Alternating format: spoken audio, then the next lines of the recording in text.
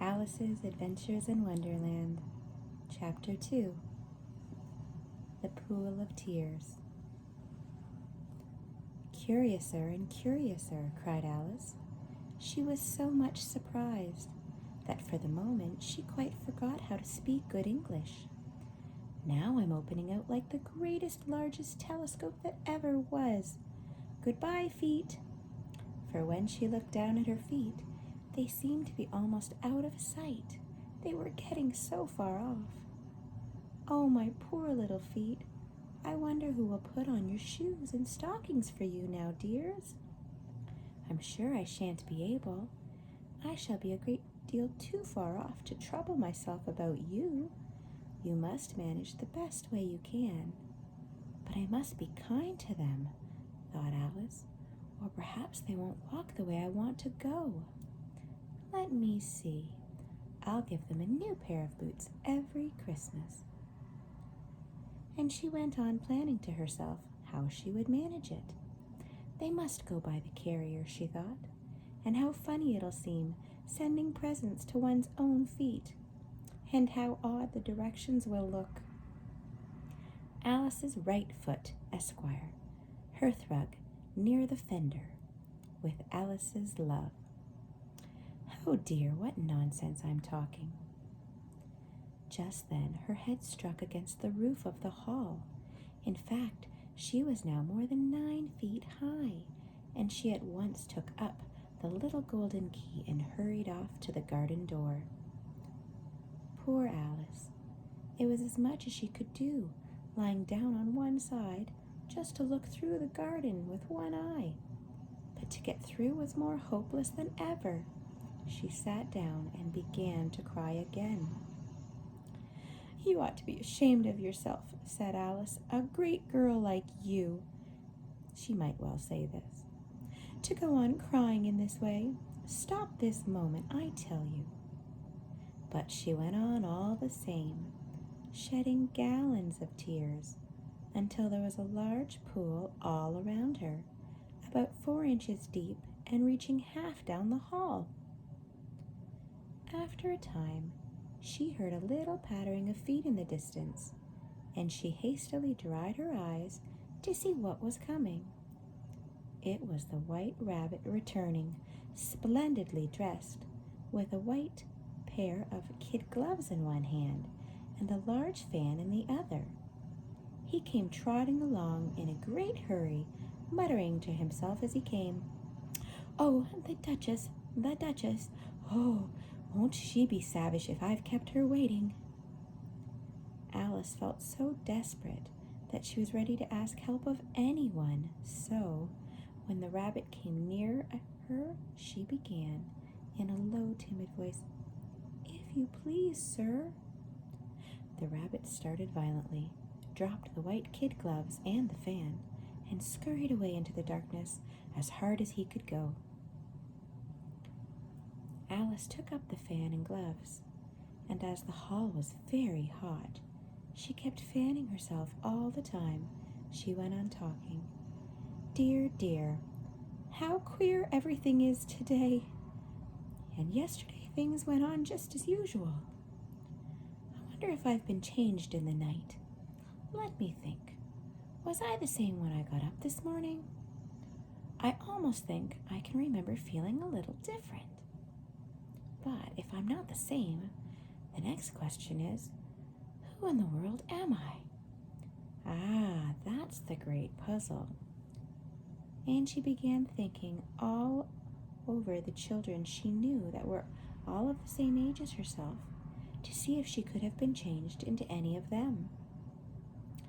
"I'm sure I'm not Ada," she said, "for her hair goes in such long ringlets, and mine doesn't go in ringlets at all. And I'm sure I can't be Mabel, for I know all sorts of things, and she knows such a very little. Besides, she's she, and I'm I. And oh dear, how puzzling it all is. I'll try if I know all the things I used to know. Let me see. 4 times 5 is 12, and 4 times 6 is 13, and 4 times 7 is... Oh dear, I shall never get to 20 at that rate. However, the multiplication table doesn't signify. Let's try geography. London is the capital of Paris, and Paris is the capital of Rome, and Rome... No, that's all wrong. I'm certain. I must have been changed for Mabel. I'll try and say, how doth the little... And she crossed her hands on her lap, as if she were saying her lessons, and began to repeat it. But her voice sounded hoarse and strange, and the words did not come the same as they used to. How doth the little crocodile improve his shining tail, and pour the waters of the Nile on every golden scale? How cheerfully he seems to grin, how neatly spread his claws, and welcome little fishes in with gently smiling jaws. I'm sure those are not the right words, said poor Alice, and her eyes filled with tears again as she went on. I must be Mabel after all, and I shall have to go and live in that poky little house, and have to play to no toys to play with, and oh, ever so many lessons to learn. No, I've made up my mind about it. If I'm Mabel, I'll stay down here. It'll be no use their putting their heads down and saying, "Come up again, dear." I shall only look up and say, "Who am I then? Tell me that first, and then, if I like being that person, I'll come up. If not, I'll stay down here till I'm somebody else." But, oh dear, cried Alice, with another sudden burst of tears, I do wish they would put their heads down. I am so very tired of being all alone here. As she said this, she looked down at her hands and was surprised to see that she had put on one of the rabbit's little white kid gloves while she was talking. How can I have done that? She thought. I must be growing small again. She got up and went to the table to measure herself by it, and found that, as nearly as she could guess, she was now about 2 feet high, and was going on shrinking rapidly. She soon found out that the cause of this was the fan she was holding, and she dropped it hastily, just in time to avoid shrinking away altogether. That was a narrow escape, said Alice, a good deal frightened at the sudden change, but very glad to find herself still in existence. And now for the garden. And she ran with all speed back to the little door, but alas, the little door was shut again, and the little golden key was lying on the glass table as before. And things are worse than ever, thought the poor child, for I never was so small as this before, never. And I declare it's too bad, that is it. And as she said these words, her foot slipped, and in another moment, splash, she was up to her chin in salt water. Her first idea was that she'd somehow fallen into the sea. And in that case, I can go back by railway, she said to herself. Alice had been to the seaside once in her life, and had come to the general conclusion that wherever you go to on the English coast, you find a number of bathing machines in the sea, some children digging in the sand with wooden spades, then a row of lodging houses, and behind them always a railway station. However, she soon made out that she was in the pool of tears which she had wept when she was 9 feet high. I wish I hadn't cried so much, said Alice as she swam around, trying to find her way out. I shall be punished for it now, I suppose, by being drowned in my own tears. That will be a queer thing, to be sure. How everything is queer today. Just then she heard something splashing about in the pool a little way off, and she swam nearer to make out what it was. At first she thought it must be a walrus or hippopotamus, But then she remembered how small she was now, and she soon made out that it was only a mouse that had slipped in like herself. Would it be of any use now, thought Alice, to speak to this mouse? Everything is so out of the way down here that I should think very likely it can talk. And at any rate, there's no harm in trying, I guess. So she began. Oh, Mouse, do you know the way out of this pool? I'm very tired of swimming about here. Oh, Mouse. Alice thought this must be the right way of speaking to a mouse. She'd never done such a thing before, but she remembered having seen in her brother's Latin grammar a mouse of a mouse to a mouse, oh mouse. The mouse looked at her rather inquisitively and seemed to her to wink with one of its little eyes, but it said nothing. Perhaps it doesn't understand English, thought Alice. I dare say it's a French mouse, come over with William the Conqueror. For with all her knowledge of history, Alice had no very clear notion how long ago anything had happened. So she began again. Où est ma chatte? Which was the first sentence in her French lesson book.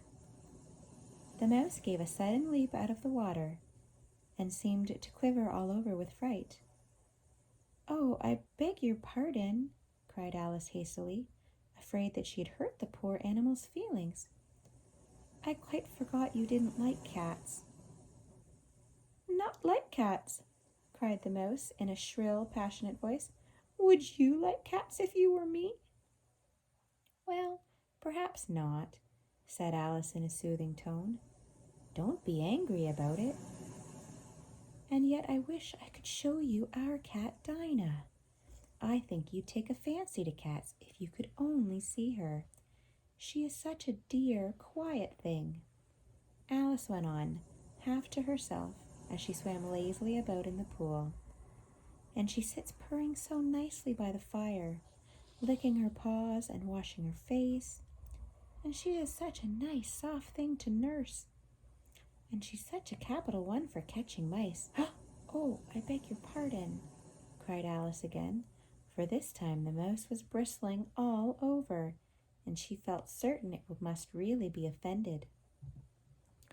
We won't talk about her any more if you'd rather not. We indeed, cried the mouse, who was trembling down to the end of his tail.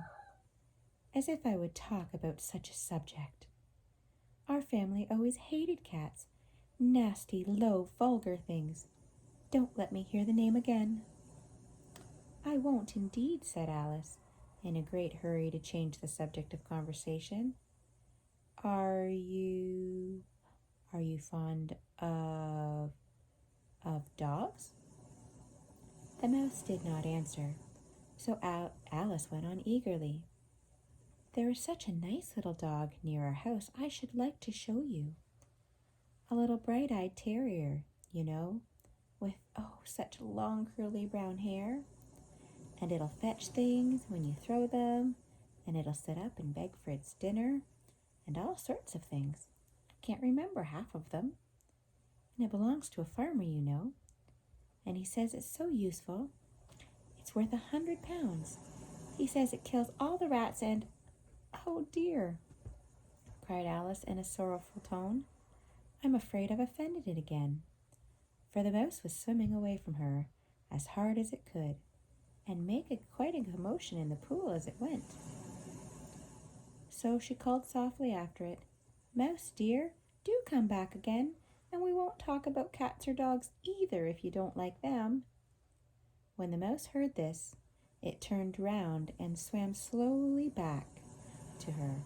Its face was quite pale, with passion, Alice thought, and it said in a low, trembling voice, Let us get to the shore, and then I'll tell you my history, and you'll understand why it is I hate cats and dogs. It was high time to go, for the pool was getting quite crowded with the birds and animals that had fallen into it.